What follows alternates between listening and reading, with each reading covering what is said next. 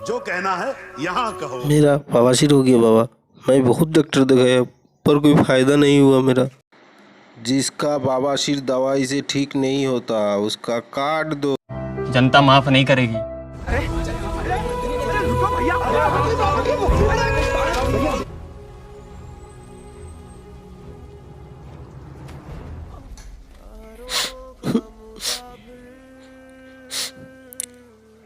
साला हमारे सामानवा काट दिए।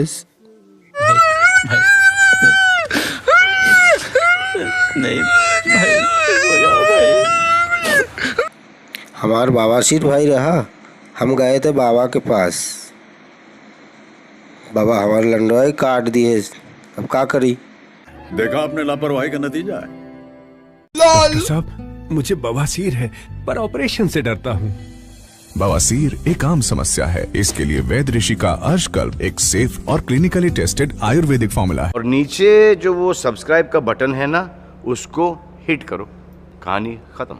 देखो मत, जल्दी से करो सब्सक्राइब। जान दे देंगे इसके लिए। क्या बात कर रहे हो आप?